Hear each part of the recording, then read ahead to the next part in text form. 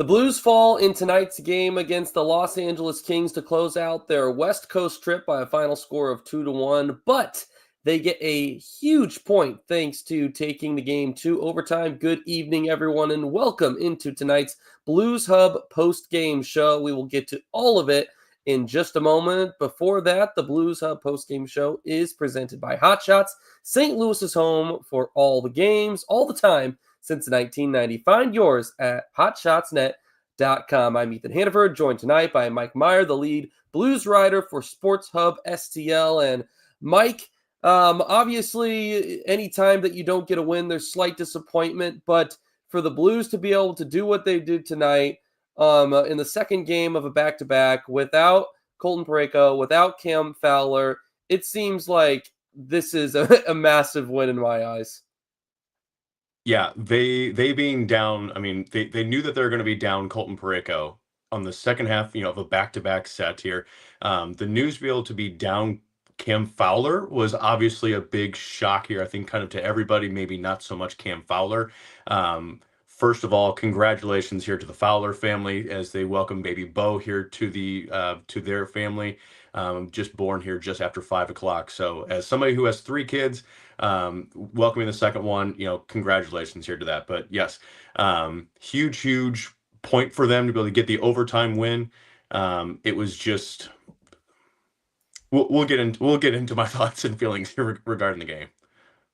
Yeah, no doubt about that. I mean, it was by far, it was nowhere near perfect, but when you look at the expectations going in, just being down your top pairing on the defensive side without Jordan Binnington tonight, I don't think that a lot of people expected the Blues to really to pull out a win tonight to come away with any points. And I'll say this much: if we're looking at the St. Louis Blues pre Four Nations faceoff, there's no way in hell that this is happening. So No. this is a totally different team. And for them to be able to do what they did tonight, I think it shows a lot about the character about this team. And like you said, going to get into it a little bit.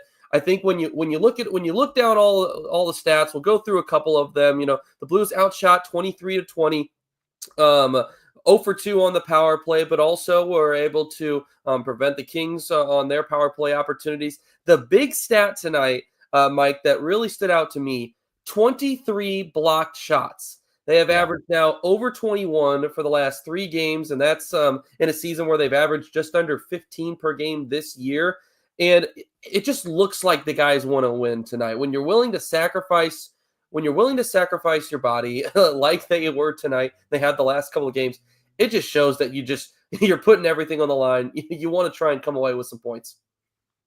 Yeah, and to see, guys, you're like, I'm going down the list here to be able to see all like the different block shots. When you got guys, Braden Shen, Radek Foxy, each blocking 2, Toropchenko, those are guys you expect to be putting up 2-3 block shots here per game.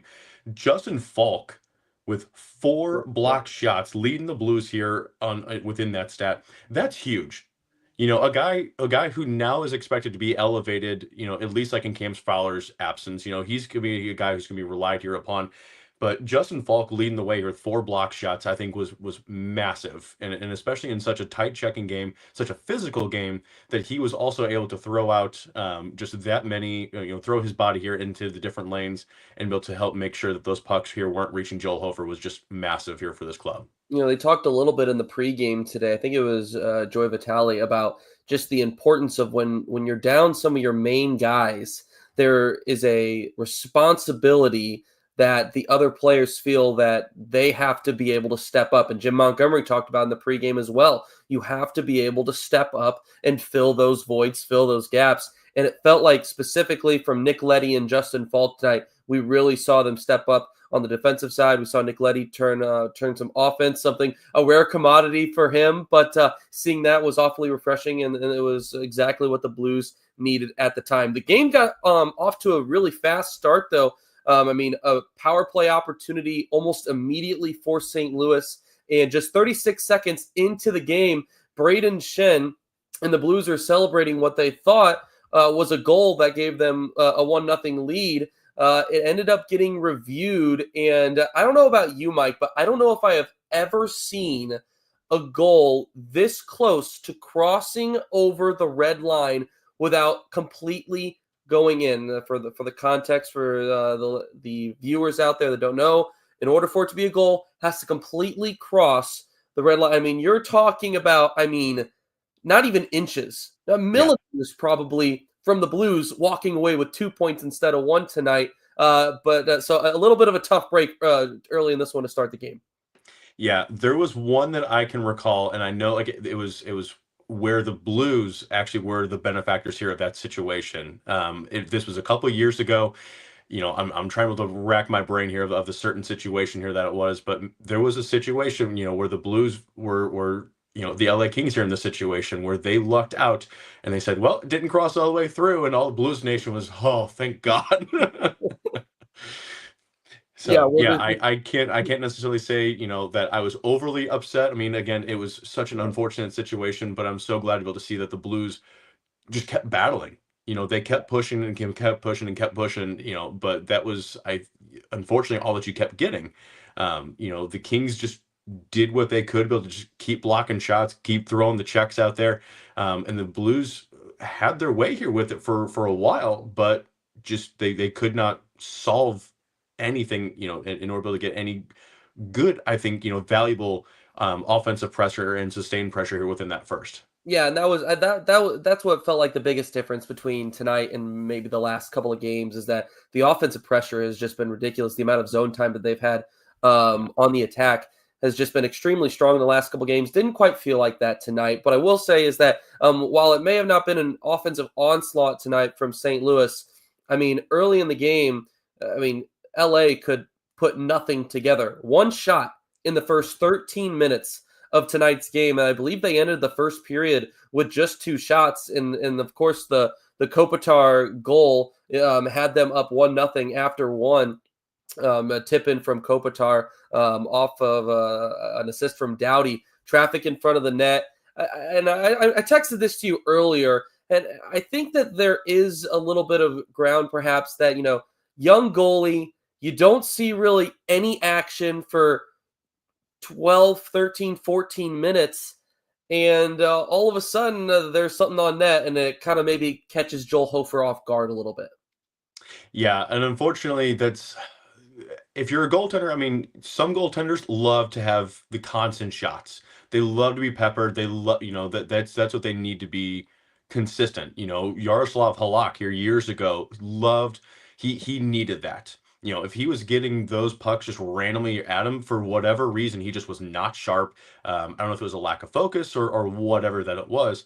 Hofer is usually a lot sharper than this, and so I don't know if it was, the travel here from Anaheim to LA. It was a lot of different games, just back to backs.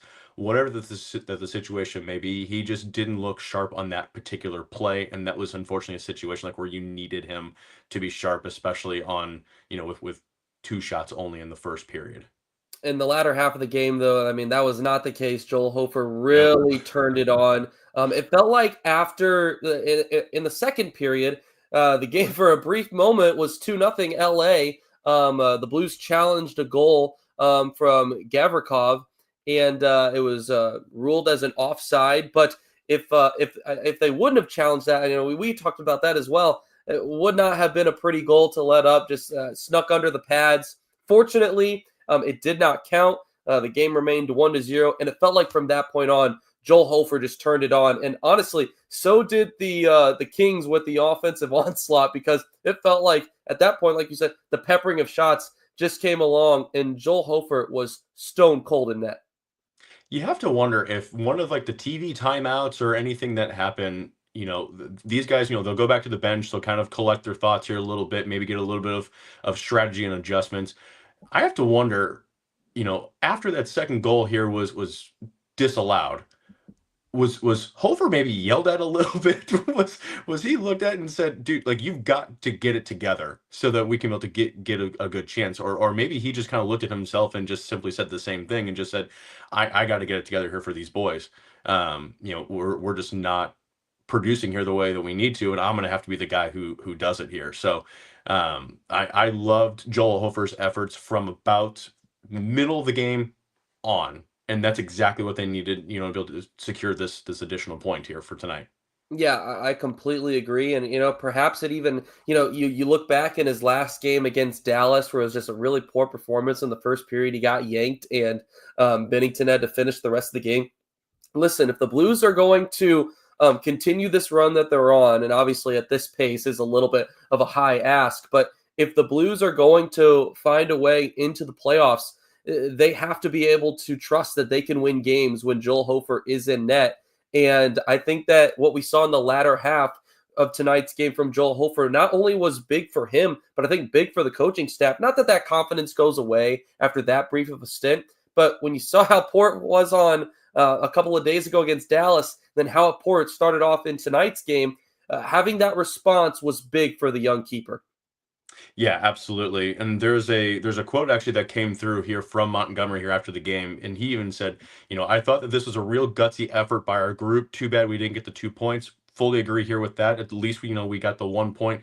But the block shots, the sacrificing for each other, the screen by Bolduc on the Letty goal, that's winning hockey. If we just keep playing like this, we'll keep getting good results. And I fully agree with that. I fully agree with that. The problem that you run into though is where the Blues are at here in the standings and the fact that they are 2 to 3 games played more. Other teams have at least 2 to 3 other games in hand here compared to the Blues. And that's the one problem that you're going to run into here at the standings. But we can be able to get into that here in a little bit. Yeah, and we will get into that here in just a moment. Let's go ahead and let's look quickly at the third period when the Blues were able to knot things up. Nick Leddy finding getting hitting iron, and but fortunately it was the right side of the iron, knotted things up. Not exactly the guy that you tend to see a lot of offense from, as previously mentioned. I think they said on the broadcast his first goal since January of 2024, had his Yep. first assist of the season last night. So it's great to see him stepping up, getting involved in that way. But what did you see on that whole sequence that led to the Blues tying it up? I think it was a huge effort here by Bolduc. Here, I believe that he ended up keeping it here into the zone. Which here again, this is a guy who's on a bit of an offensive tear, and I Yeah, know that he was the one who got the secondary assist, but it was Bolduc who was the one who really started the whole play in the sequence here. But man, what a mammoth of a shot here from Nick Leddy, and we're so used to the Colton Pareko bombs, shots here from Broberg, and like you said, it's a guy that we don't really see a lot of offensive efforts here from. We see more defensive efforts here from a guy like Nick Leddy, but this was a play that you absolutely needed here from him, and this is one that just set the Blues up here for a lot of success and gave these boys here a lot of hope here on the bench. and they did highlight some of the defensive clinic that he put on there in that third period. A couple of huge plays, blocking shots, intercepting passes that were going right through the net, or right near the net front there, in front of the crease. And so really impressive from Nick Leddy. Felt like in that third period, the Blues really just started gassing out, and that's where you kind of had to rely on Joel Hofer. He stepped up and he got him that point to get into overtime. Didn't take long once we got into the extra set there. Sloppy play Yeah. from the start. What you would normally, I mean, this is the moment if you're looking away from the TV as you're watching, like this is the moment where they're getting ready to set up a run to get into the neutral zone to eventually get into the offensive zone. And just I don't even think it was a bad pass from Philip Broberg to Dylan Holloway. Maybe led him a little bit too far, but it looked like it went right under Holloway's stick, near the goal to the right side of the goal. And it was ended up being taken away by LA. And Quinton Byfield ends up roofing that one to end it. Yeah, just a little bit of a sloppy sequence there, I would say, from St. Louis. And at that point, like you said, it's like, that's frustrating to watch, but it feels like you're still walking away saying, okay, we got a point when clearly were absolutely gassed. Yeah, and Holloway's gonna that's one that you see guys say like, man, he's gonna want that one back. Holloway, it's not even like an offensive moment for him. Like Holloway's just gonna want that play back. Yeah. It's kind of a routine play, and I don't know if it was a factor here like of the ice, that they were talking about, just how poor the ice conditions here were just kind of throughout the game. Pucks were just bouncing all over the place, and guys were tripping and whatnot, and so you don't want to make an excuse for that kind of a situation, but you kind of can ish, maybe like in the corner that something kind of happened and hit. But yeah, that's definitely going to be a play that Holloway's going to want back here in that situation. And especially with a guy like Quinton Byfield here with his shot that you're going to be able to leave right there available. I mean, either Hofer's going to come up with the save of the game at that point, or it's just going in. And unfortunately, it went in. Which would have been saying something because he had some pretty good saves tonight, stopping 21 of 23 shots put on goal by the Kings. Rob, commenting here in the chat, if we could get that one pulled up here, Joe. I wonder if Monty gives them tomorrow off. I don't know how that works. And I'm assuming there's a good chance after the grind that they have put in here on this West Coast trip that they will be getting tomorrow off, or at least it'll be an easy skate. They do have the next 4 days off until they travel to Pittsburgh. I imagine they'll probably travel back tonight and spend a couple of days in St. Louis before heading out east. But I tell you what. To answer that question here, the Blues will be getting the day off tomorrow. Here, Sunday, March 9th. They will be getting that day back. I imagine it'll be a travel day, but the Blues did notify. I got the email here from the Blues. They did say that they will be getting the day off here tomorrow. Okay, well deserved. Well deserved right there for the Blues, who, like I said, 3 in the last 4 days. Back-to-backs, and a little bit on fumes here the last couple of games. Let's go ahead and let's take a look here through the standings in the Central Division. The Blues right there in the mix for that wild card spot. Knotted up now with Vancouver at 69 points in the wild card chase. Calgary did win tonight. They are now at 70 points, so they are back into that second wild card spot. And let's see, they beat Montreal tonight, 1-0 final in that one.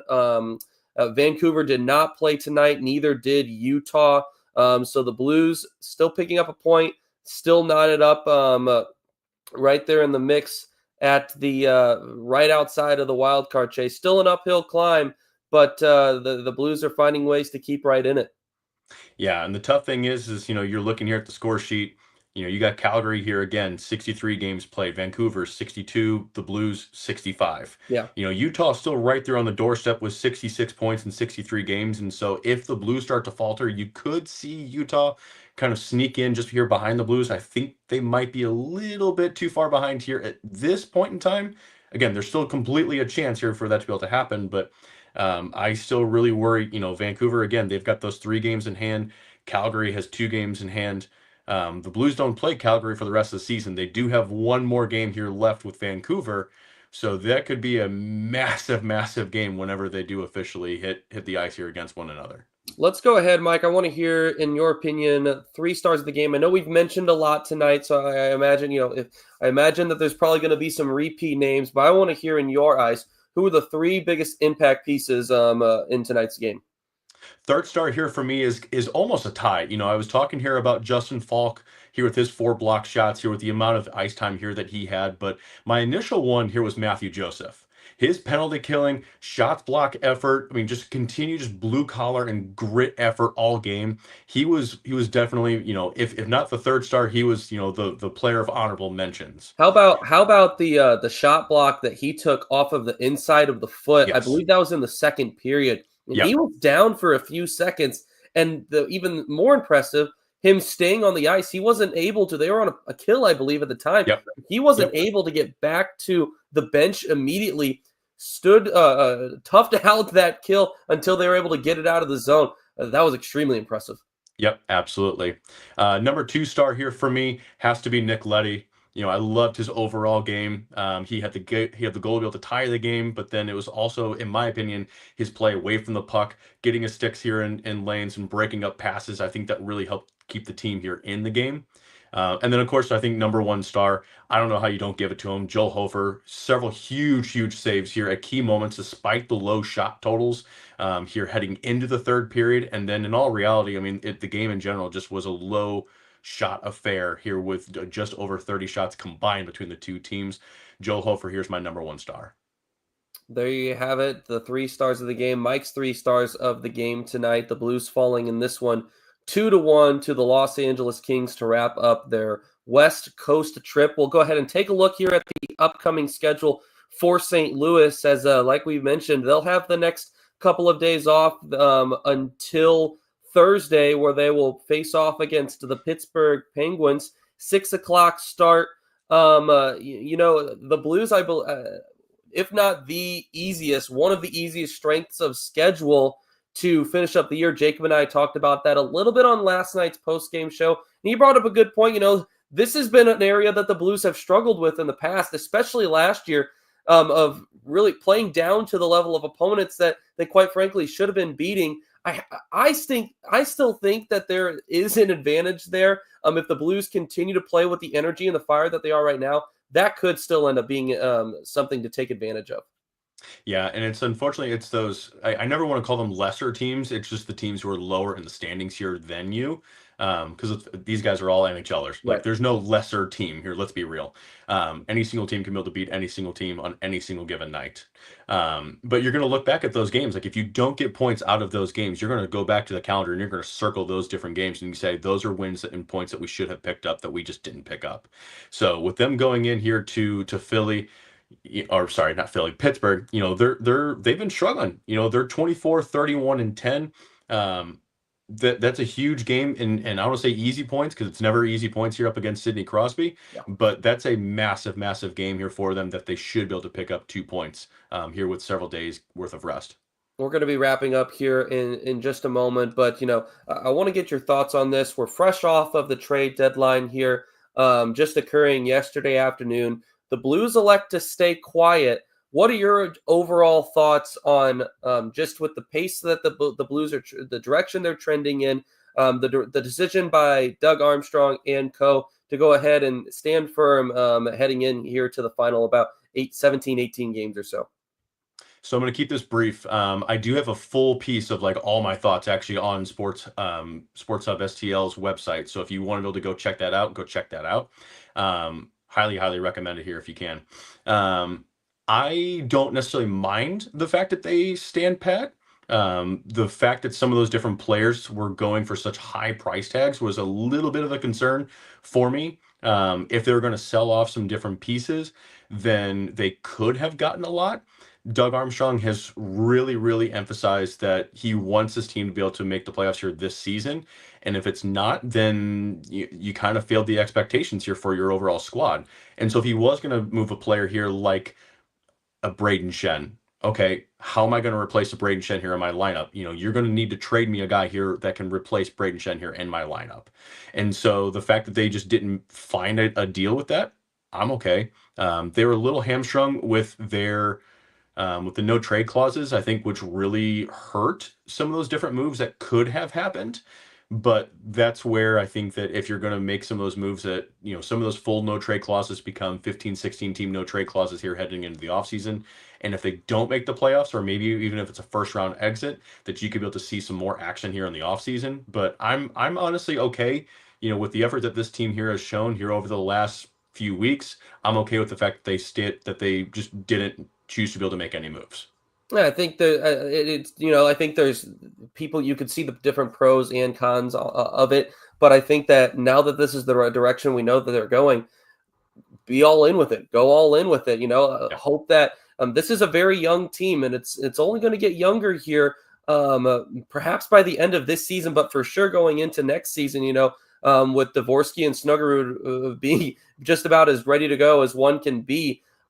See what get these guys some experience in games that really matter, because some of these guys don't have any of that experience. Zach Bolduc, Jake Neighbors, just to name a couple of them, and give them a little bit of a taste of what it's like to play in these games. Jake Neighbors just mentioned the other day, saying this is by far the most fun that he has had playing in the NHL during his young career. I mean, you give him a little bit of a taste of that, and that drive is only going to continue to grow for some of these young guys, which I think could be really beneficial as they continue to grow and develop and mature. Yeah, this stretch of games that they're playing right now is, I think, as close to playoff hockey and great playoff prep here for young players here just like this. So, yeah, this playoff experience here or not, this grind and this push to make the postseason, is absolutely, I think, a formula for success, and something that we can be able to look back here on heading into the offseason and then even into next season and say, you know what, this was great experience here for those guys. And I think that they would even agree here with that as well. Mike, any final comments on tonight's game? Just overall, the direction trending in general before we go ahead and wrap up. No, I think they're still heading here in a good direction. They're going to get Cam Fowler back here in the lineup, which is going to be huge. Unfortunately, again, they're still going to be down Colton Pareko, but I love the direction that all these guys here are trending. The whipping boy here for just a short little while, Oscar Sundqvist, he's even trending the right direction. And so I think you're getting everybody to be able to pull on the rope in the same direction, sacrificing for one another. And so, I mean, these guys have truly come together here underneath of Jim Montgomery, and they are playing strong hockey at the right time. And I think that this is a team that you just can't miss here right now.